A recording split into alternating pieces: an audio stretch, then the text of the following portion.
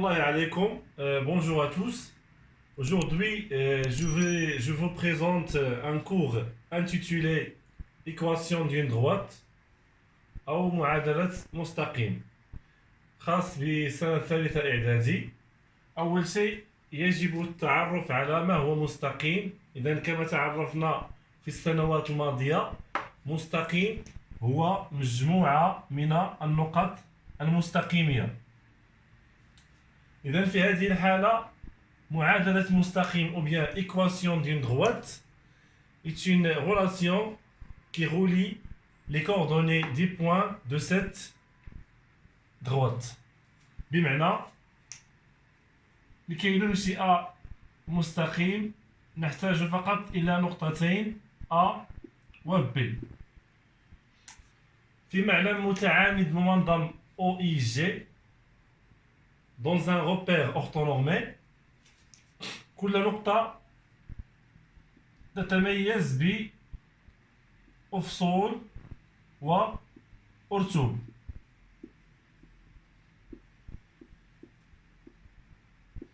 إذن في هذه الحالة يجب أن نقوم بتحديد معادلة المستقيم الذي يمر من النقطتين A و B ذات الإحداثيات XA YA ثم XB YB، وهذه المعادلة تكتب على هذا الشكل: Y يساوي AX plus B. أول شيء يجب تحديد المعامل الموجه لهذه المعادلة، وهو العدد A، وهو كالتالي: إذا كان هناك مستقيم par exemple D يمر من نقطتين A و B، فإن معامله الموجه A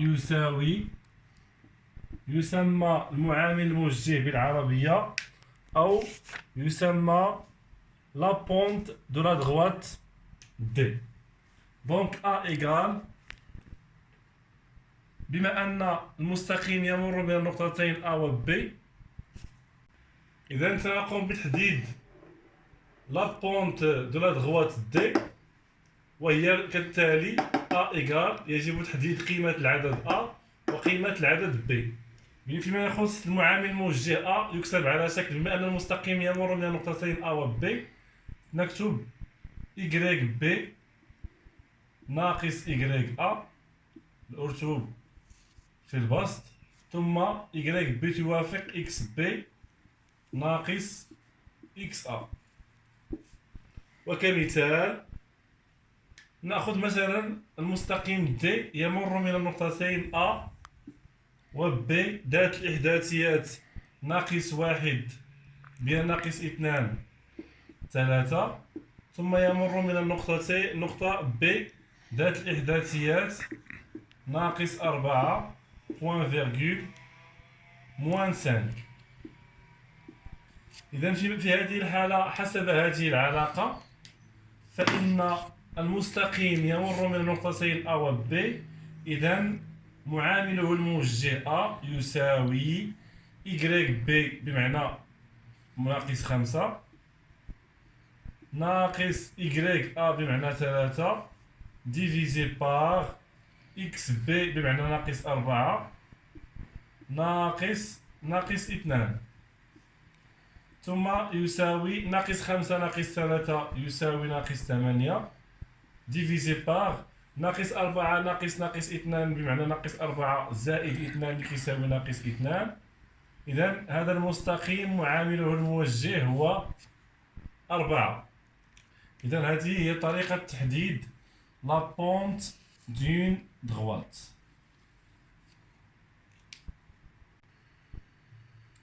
إذا بعد تحديد قيمة العدد A إيكال 4، سنحاول الآن تحديد قيمة الأرتوف عند الأصل B. لدينا Y، نقوم بتعويض قيمة العدد A يساوي 4x زائد B. إذا ينقصنا تحديد قيمة المجهول B أو الأرتوب عند الأصل. لدينا معلومة هنا هي أنه المستقيم D يمر من النقطتين A و B. إذن في هذه الحالة سنقوم بالتعويض هنا في هذه المعادلة. لدينا إحداثية النقطة A x égale moins 2 et y égale 3. إذن y égale 3 أكتب هنا 3 تساوي 4 في أفصول النقطة A dans l'axe des x c'est moins 2. Donc multiplié par moins 2 plus b. ولدينا هنا معادلة من الدرجة الأولى بمجهول واحد اللي هو b. donc 3 تساوي ناقص 8 زائد b. إذن b في هذه الحالة يساوي 3 زائد 8 لكي يساوي 11. إذن في هذه الحالة نكتب أن معادلة المستقيم D هي ou bien l'équation de la droite D c'est y égale ax, donc c'est 4x plus 11.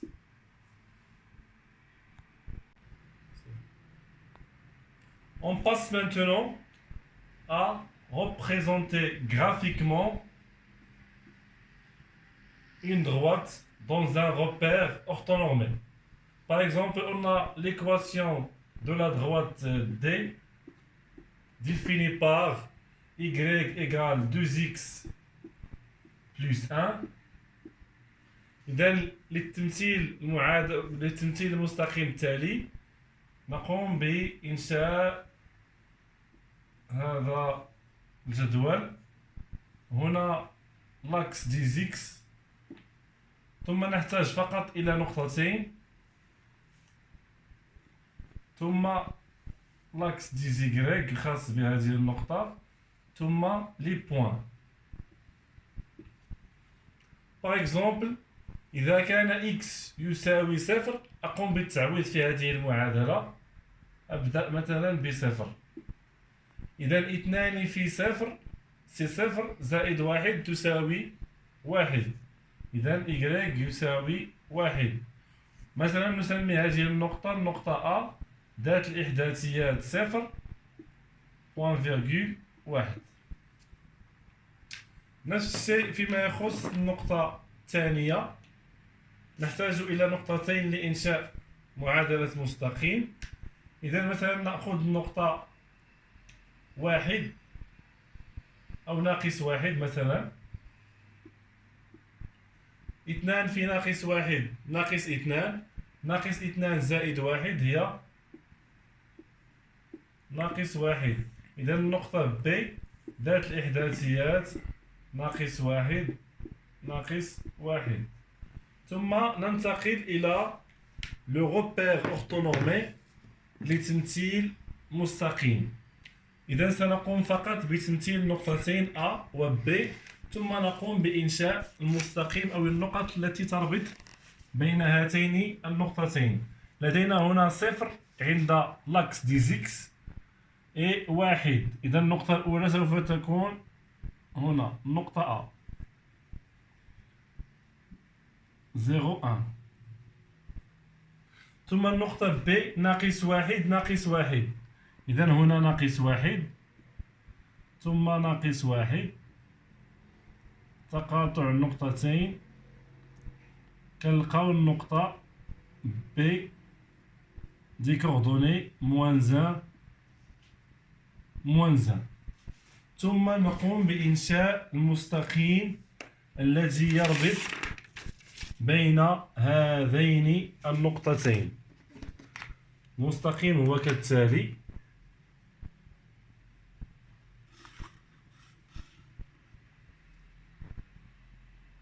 وهو مستقيم D حسب إذا D أو إذا التمثيل المبياني للمستقيم الذي معادلته y يساوي 2x زائد 1 هي كالتالي. Maintenant, on passe à l'exemple suivant. Donc, dans un repère orthonormé, la question c'est déterminer l'équation de la droite passant par les points A et B. Donc la droite AB.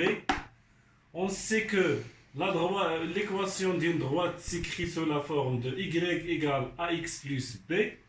Donc il faut déterminer la valeur de A, puis la valeur de B. إذن يجب تحديد معادلة المستقيم AB المعرفة ب y يساوي ax زائد b. إذن أول شيء سنقوم بتحديد المعامل الموجه. إذن حسب القاعدة لدينا A تساوي YB ناقص YA divisé par XB ناقص XA. إذن في هذه الحالة نقوم بالتعويض. YB سي 2 ناقص 4 على XB سي 1 ناقص 2. ثم نقوم بالحساب. 2 ناقص 4 هي 6. هي 2 زائد 4 اللي هي 6 على ناقص 1 اللي كتساوي ناقص 6. إذا معادلة المستقيم AB, l'équation de la droite AB s'écrit sous la forme de AB entre parenthèses définie par Y ثم ناقص 6 X زائد B. إذا الخطوة الأخيرة هو تحديد قيمة الأفصول وبيان الأسب عند الأصل B. لدينا المستقيم AB يمر من النقطتين A و B. إذا نختار نقطة ثم نقوم بالتعويض. إذا مثلا نختار نقطة B ذات الإحداثيات 1 2. دونك 1 سي X et 2 سي Y. دونك 2 يساوي ناقص 6 في 1 زائد B. ثم نقوم بحل هذه المعادلة. المجهول هنا هو النقطة B. إذا 2 يساوي ناقص 6 زائد B. إذا B يساوي 6 زائد 2 لكي يساوي 8. إذا l'équation de la droite AB s'écrit sous la forme de Y. L'équation de la droite AB définie par moins 6x plus 8. Donc, après la détermination de la droite AB, بعد تحديد معادلة المستقيم AB، السؤال هنا: هل النقط C و D تنتمي أو لا تنتمي إلى المستقيم AB؟ إذا للتحقق سنقوم بالتعويض. La question c'est vérifier que les points C, D appartiennent ou n'appartiennent pas à la droite AB. Donc مثلا نبدأ بالنقطة C ذات الإحداثيات 2 3. Donc 2 dans l'axe des X et 3 dans l'axe des Y. On a l'équation de la droite, c'est moins 6x plus 8. نقوم بالتعويض. قيمة العدد x, y égale c'est moins 6 multiplié par 2 plus 8. إذا y تساوي ناقص 6 في 2 plus 8. Moins 6 multiplié par 2 c'est moins 12 plus 8 c'est moins 4. ولدينا هنا في النقطة C dans l'axe des Y, c'est dans l'axe des Y on a 3. Donc différent de 3 car les coordonnées de C c'est 2, 3. Et on conclut que le point C n'appartient pas à la droite AB. On passe maintenant à le point B, le point D. Donc on a l'équation de la droite AB définie par moins 6x plus 8. Donc moins 6x plus 8, on a des coordonnées 0, 8. نحاولوا نعوضوا dans l'axe des x. عندنا y تساوي ناقص 6 في 0 زائد 8 اللي كتساوي 8 واللي كتساوي y d. إذا في هذه الحالة نستنتج on conclut que le point D appartient à la droite AB. بمعنى النقطة D تنتمي إلى المستقيم AB.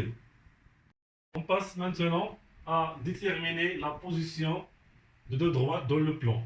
بمعنى نعلم أنه يمكن أن يكون مستقيمان متوازيان دو droites parallèles متعامدان انطلاقا من معادلة مستقيم. إذا ننطلق من نكتب معادلة مثلا المستقيم D1 défini par y يساوي A1 x زائد b. ثم معادلة المستقيم D2 التي تكتب على شكل y يساوي A2 x plus b2. إذا السؤال المطروح متى يكون المستقيمين D1 و D2 متوازيان ومتى يكونان متعامدان انطلاقا من معادلة مستقيميهما.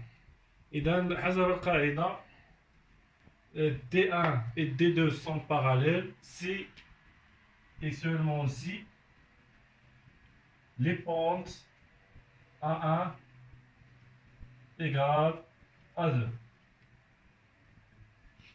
Par exemple, لدينا معادلة المستقيم D1 تكتب على شكل y يساوي 2x زائد 5. ثم معادلة المستقيم D2 تكتب على شكل y يساوي 2x ناقص 10. في هذه الحالة نجد أن معامل الموجه للمستقيم D1 يساوي معامل الموجه للمستقيم D2. نستنتج on conclut que la droite D1 est parallèle avec la droite D2.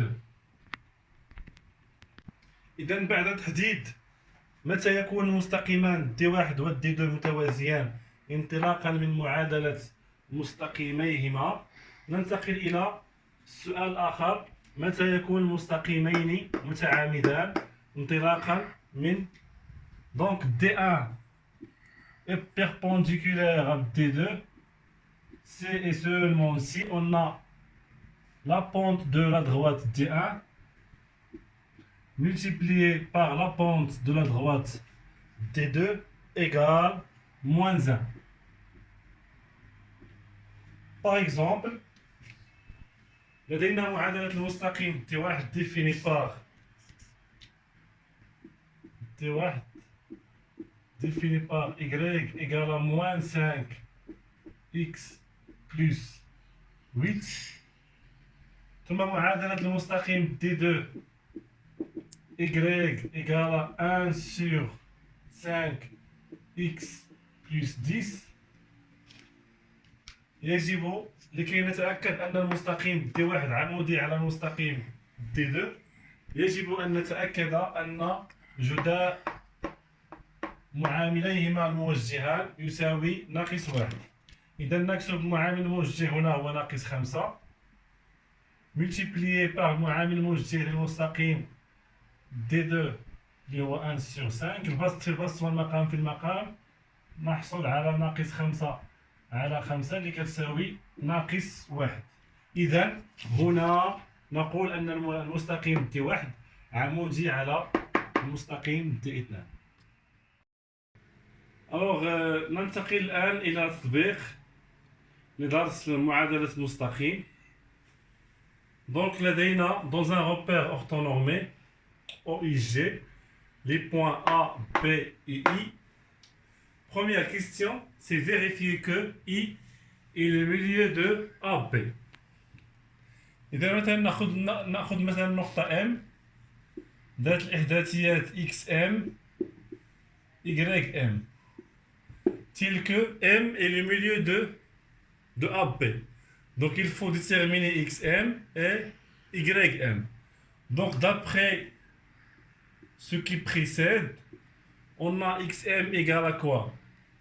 لدينا MM est le milieu de AB, donc XM égale à XA plus XB divisé par 2, qui égale XA c'est 3 et XB c'est 5. Donc c'est 3 plus 5 divisé par 2.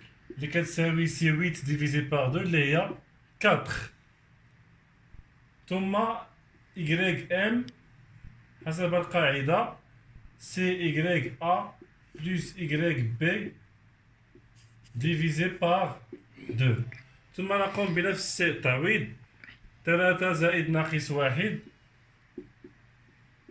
أو التطبيق العددي divisé par 2 اللي كتساوي 3 زائد ناقص 1 اللي هي 2 على 2 اللي هي 1. وهنا نجد أن النقطة M ذات الإحداثيات واحد ثم بين 4 XM إيجال 4 ثم 1. إذن في هذه الحالة نستنتج أن النقطة I ذات الإحداثيات 4 1 est le milieu de segment AB. On passe maintenant à la deuxième question, c'est déterminer l'équation de la droite AB. C'est-à-dire la droite passant par les deux points A et B. Donc, d'après ce qui précède, on a la droite, ou bien l'équation d'une droite AB définie par Y égale c'est AX plus B. Donc il faut déterminer la valeur de A, puis la valeur de B. A c'est la pente, بمعنى المعامل الموجه. Donc حسب القاعدة فإن النقطة A بين المعامل الموجه يساوي بما أن المستقيم AB يمر من A و B فإن la pente كتساوي YB ناقص YA divisé par XB ناقص XA. ثم نقوم بالتطبيق العددي YB سي ناقص 1 ناقص 3 divisé par XB سي 5 ناقص 3 ناقص 1 ناقص 3 هي ناقص 4 divisé par 5 moins 3 c'est 2. Donc moins 4 divisé par 2 c'est moins 2. Donc في هذه الحالة A تساوي ناقص 2. بعد تحديد قيمة المعامل الموجه A اللي كتساوي ناقص 2 يكفي فقط أننا نحددو القيمة ديال B. دونك لدينا المعادلة المستقيم تصبح على هذا الشكل Y يساوي ناقص 2 X زائد B. بما أن المستقيم Y يمر بين المستقيم AB يمر من النقطتين A و B فيمكن التعويض. إذا Y يساوي Y في هذه الحالة مثلا نختار النقطة A 3 إذا مكتوب هنا 3 تساوي ناقص 2 في 3 زائد B. ثم نقوم بحل المعادلة 3 تساوي ناقص 2 في 3 سي ناقص 6 زائد B. إذا B تساوي 6 زائد 3 اللي كتساوي 9. وفي هذه الحالة تصبح معادلة المستقيم AB هي AB, l'équation de la droite AB définie par Y égale à moins 2x plus 9.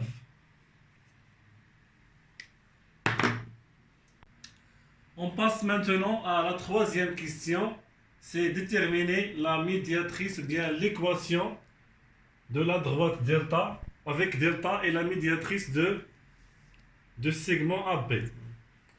بما أن دلتا هو واسط القطعة AB فإن المستقيم دلتا عمودي على المستقيم AB. إذا حسب ما سبق، إذا كانت معادلة المستقيم دلتا تكتب على هذا الشكل: دلتا défini par y égale à ax plus b، ومعادلة المستقيم AB défini par y égale moins 2x plus 9. إذا حسب ما سبق، فإن إذا كان مستقيمان متعامدان فإن جداء معامليهما الموجهان يساوي -1. إذا في هذه الحالة نكتب أن A multiplié par -2 يساوي -1. ومن هنا نستنتج أن A يساوي -1 على -2 لكي يساوي 1 على 2. إذن معادلة المستقيم دلتا تكتب على هذا الشكل: دلتا défini par y يساوي 1 على 2 x زائد b، بعد تحديد قيمة معامله الموجه bien la pente. نعلم أن معلومة أخرى: لا ميدياتريس يمر من منتصف القطعة AB، ونعلم إحداثيات النقطة I التي هي منتصف القطعة AB. إذن I le milieu de AB avec les coordonnées 4 et 1. إذن دلتا ou bien I appartient à la droite delta، يكفي فقط التعويض. إذن هنا Y و4 c'est l'axe des X، donc نكتب 1 تساوي 1 sur 2 multiplié par 4 plus B. إذن 1 تساوي 4 في 1 سي 4 مقسومة على 2 هي 2 زائد B. إذن في هذه الحالة B تساوي 1 ناقص 2 واللي كتساوي -1. إذن نستنتج أن معادلة المستقيم دلتا هي كالتالي: دلتا défini par y égale 1 على 2 x زائد -1، وبلا نكتب زائد -1 اللي كتساوي هي -1. وهذا التمرين مقتطف من الامتحان الجهوي لجهة مراكش أسفي 2018.